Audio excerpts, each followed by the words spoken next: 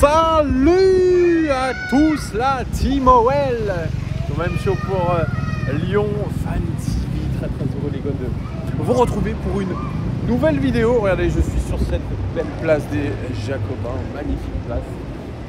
C'est en plein cœur de Lyon les amis. Je sais que vous aimez quand je fais des vidéos en extérieur. C'est pour ça que je vous en fais une aujourd'hui les amis. J'espère que vous allez bien en ce lendemain de victoire de l'Olympique Lyonnais en Europa League 3-0. Vraiment, on ne boude pas notre plaisir. C'est, vous en avez l'habitude, la vidéo des 5 choses que nous avons retenues de ce match, de cette belle victoire en Europa League, les amis. Il y a des choses à dire quand même, puisque globalement, c'est extrêmement positif. Vraiment. Alors, je laisse ceux qui ne sont pas à Lyon. On est sur un truc qui est quand même plutôt pas mal. Hein. Rien que la fontaine, hop, elle est là, juste derrière moi. Il ne fait pas très beau à Lyon, mais il fait quand même plutôt bon les amis. Alors, on va commencer ces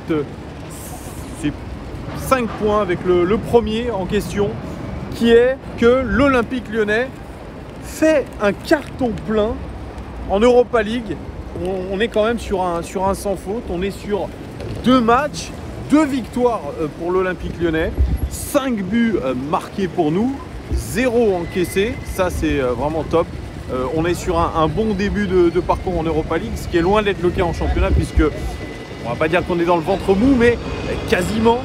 Et c'est pour ça qu'on doit saluer la prestation globale de nos Lyonnais, parce que, mine de rien, c'est une compétition européenne, ce n'est pas la Ligue des Champions, certes c'est l'Europa League, mais c'est une chose extrêmement positive parce que tout match européen est considéré comme un match difficile. Donc le fait qu'on soit déjà en tête dans notre groupe, qu'on ait 6 points, ça nous met déjà sur des bons rails pour la qualification. Je pense que le prochain match, et ça c'est Peter Bosz qui le dit, sera évidemment décisif face au Sparta Prague.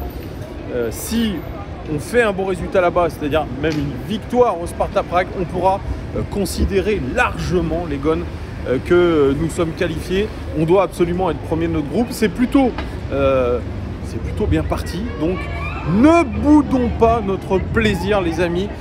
Nous avons vraiment la chance d'être en tête de ce groupe. Alors bien sûr, c'était pas non plus le match le plus relevé du groupe. C'est pas non plus le groupe le plus relevé de cette compétition. Mais quand même, on doit être absolument satisfait de ce qu'on a fait. C'est évident. Il y a un petit peu de bruit, les amis, mais c'est normal. Quand vous êtes en vidéo extérieure, il y a du bruit aux alentours, des bruits parasites, des bruits d'enfants. Ça s'appelle la ville, en fait. Donc, je sais déjà les premiers messages que je vais avoir en commentaire, les amis. Deuxième chose que nous avons appris, après cette belle victoire face à Brøndby, eh bien, c'est que l'Olympique Lyonnais a trouvé la solution face au bloc bas. Et oui, c'est Oussem Aouar qui en a un petit peu parlé en interview d'après-match. Il a dit, on a quand même trouvé cette solution par rapport aux saisons précédentes, par rapport à ce qu'on pouvait faire. Avec Peter Bosz, nous avons trouvé la solution face au bloc bas. On a vu surtout en première mi-temps, on a affronté une équipe de Brøndby qui est, on va pas se mentir, peut-être l'équipe la plus faible que nous affronterons cette saison. Ils étaient très clairement venus au Groupama Stadium avec des intentions très claires, c'est-à-dire de défendre, de mettre le bus devant la surface de réparation avec une ligne de 5, une ligne de 4 pour eux et un attaquant devant. Chose peu évidente, c'est vrai pour nous, parce qu'ils avaient la volonté de bien défendre, bien compact, et ensuite, bien sur une contre-attaque,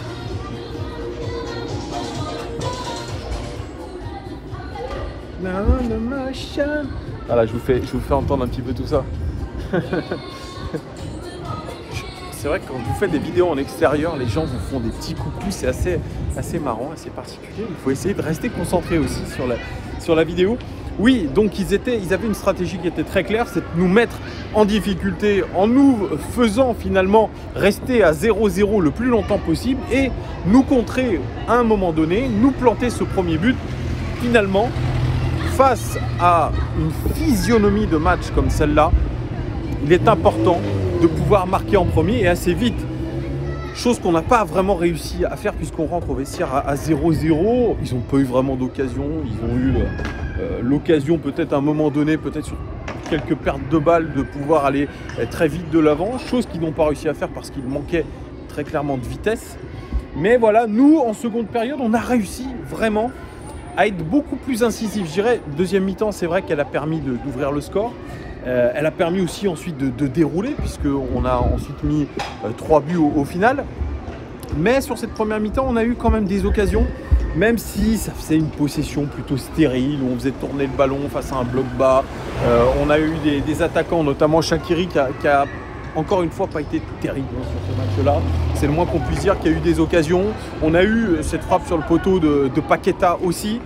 On a eu on les a eu ces occasions-là, mais on n'a pas réussi à être assez réaliste.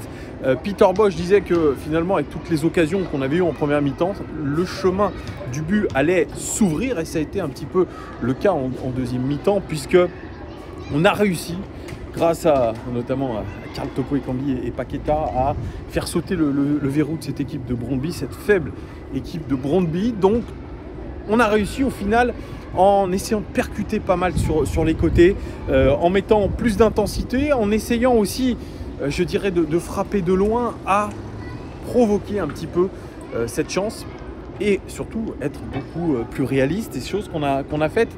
Donc oui, c'est peut-être des matchs la saison dernière ou les saisons d'avant qui auraient été un petit peu compliqués pour nous, c'est vrai, puisque nous n'arrivions pas à faire sauter le verrou des blocs bas. Là, ce n'est plus le cas, ce n'est plus trop le cas.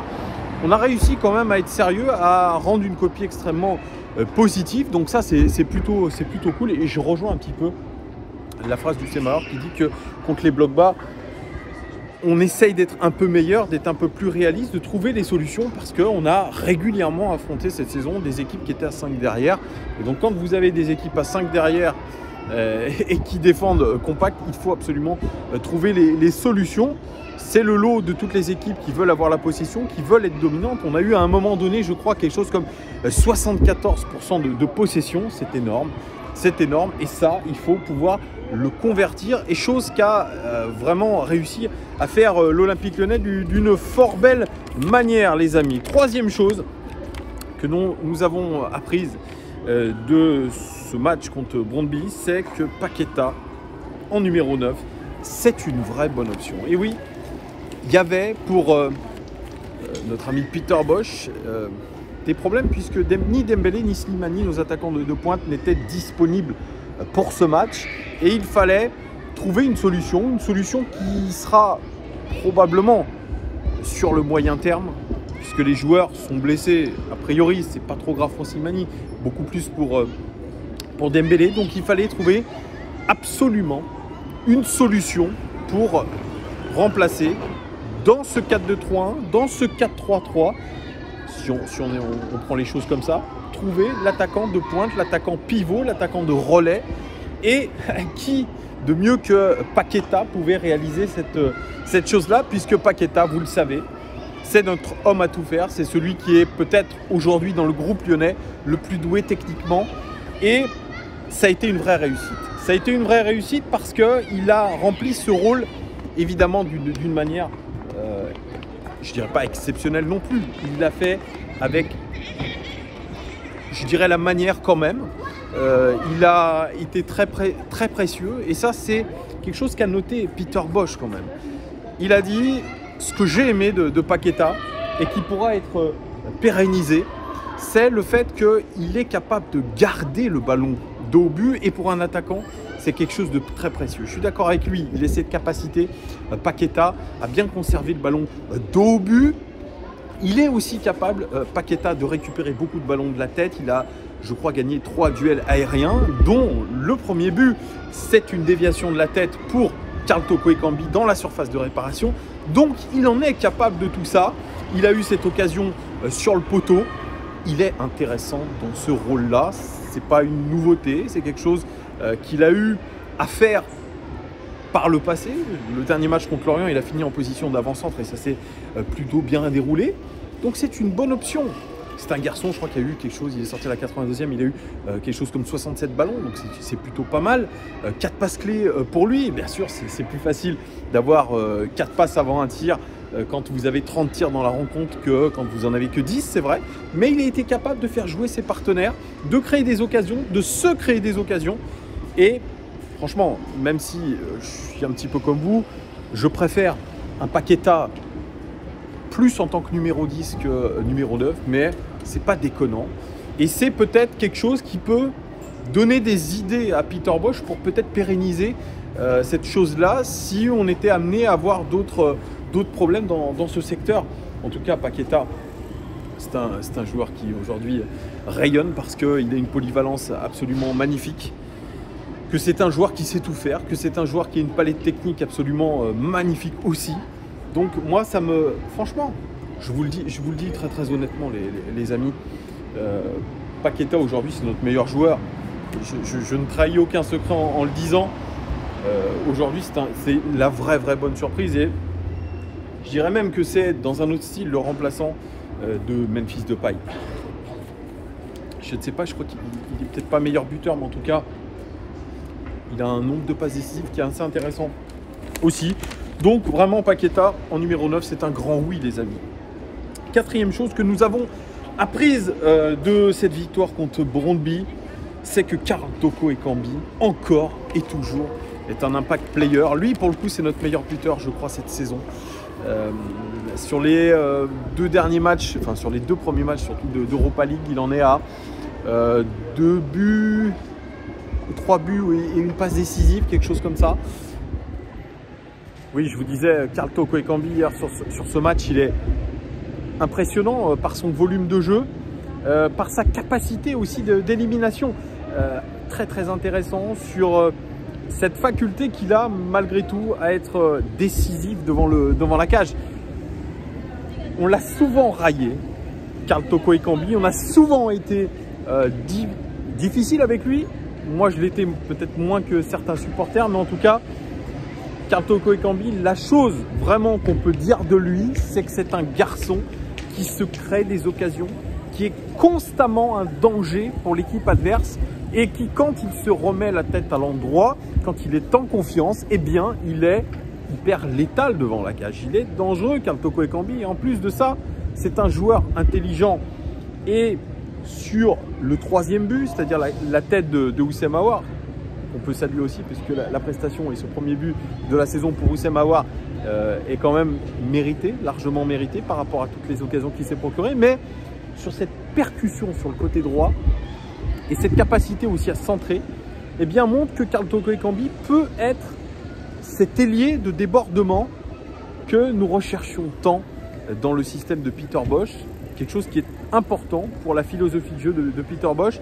Et je pense que Karl Toko Ekambi, aujourd'hui, on peut le dire, est non seulement un impact player, mais c'est un joueur indiscutable de cet Olympique Lyonnais.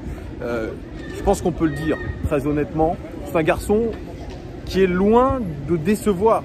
Parce que quand vous faites le ratio match-but, occasion-but, bien, c'est plutôt intéressant. Alors vous allez me dire, ouais, mais Thomas, aujourd'hui, peut-être que Karl Toko Ekambi, il surperforme. Peut-être, mais en tout cas, il est décisif et il nous permet surtout de respirer un grand coup. Il nous sort quand même pas mal du pétrin sur certains matchs. Et encore une fois, hier soir, il nous a vraiment fait du bien, Karl Toko Ekambi. Donc vraiment, j'espère qu'il ne se blessera pas parce que ça pourrait nous faire du mal. Donc aujourd'hui, Karl Toko Ekambi, il est évidemment indiscutable. Et puis, cinquième et dernier point, les amis. Ouh là là, je suis en train de vous perdre, les amis. Et non, je suis toujours là. Cinquième et dernier point, les amis, c'est Ryan Cherki. L'entrée de Ryan Cherki. Moi, je vous le dis très honnêtement, c'est quelque chose que j'ai appris après ce match-là et après sa belle rentrée. Je me suis dit, Ryan Cherki, s'il veut exister sous Peter Bosz, il a pas mal intérêt à étoffer son jeu et je vais m'expliquer. Quand je parle d'étoffer son jeu, c'est changer sa manière de jouer. On voit qu'il réclame souvent le ballon dans les pieds, qu'il est intéressant dans le fait de garder le ballon, de provoquer dans les 30 derniers mètres, mais je pense que le garçon, pour s'adapter aux exigences de Peter Bosz, il devrait être un joueur de profondeur, c'est-à-dire faire des courses il en est capable. S'il travaille ses courses vers l'avant, je pense qu'il est capable aujourd'hui peut-être de récupérer un poste un petit peu manquant. Parce qu'on l'a bien vu avec Shaqiri. Shaqiri, il n'en est pas capable. Il n'a pas cette capacité de course. Ryan Cherki, lui, est plus jeune. Il a cette technique qui est très intéressante. Donc, il faudrait qu'il travaille ces courses vers l'avant, qui peuvent être hyper intéressantes dans le système de Peter Bosz, qui, on le sait, veut beaucoup de joueurs qui vont dans la profondeur, comme le fait Karl Toko Ekambi. On doit être capable de réceptionner le ballon dans les pieds, mais aussi de proposer dans la profondeur. Et je pense que Ryan Cherki, s'il bosse cette partie-là de son jeu, eh bien, il est capable, peut-être, je dis bien peut-être, de prendre un poste un petit peu vacant dans ce système de jeu de Peter Bosz, parce qu'on a Karl Toko Ekambi d'un côté, mais on n'a pas son pendant à droite. Donc voilà, moi c'est un petit peu la réflexion que je me dis, parce que la rentrée, elle est absolument bonne de la part de Ryan Cherki. Elle apporte un plus, un petit peu comme ce qu'il avait apporté contre Lorient, c'est-à-dire capable d'être décisif dans les 30 derniers mètres, de provoquer l'adversaire, de se retourner très très vite face au jeu. Donc voilà, moi je pense qu'il a un rôle à jouer sur cette saison, mais il va devoir étoffer son jeu, son style de jeu. Voilà, vous me direz en commentaire les Guns ce que vous avez pensé de mes 5 points. N'hésitez pas à commenter, mettez aussi, pour ceux qui ne sont pas abonnés, abonnez-vous, mettez un like, mettez la cloche. Évidemment, vous connaissez la petite sauce maintenant. Je vous dis à très très vite, puisqu'il y aura un avant-match du derby. C'est déjà le derby, les amis. C'est le match le plus important de l'année, la rivalité historique. Et il devrait faire très mauvais dans le chaudron, puisqu'on annonce des précipitations assez énormes en termes de cumul de pluie.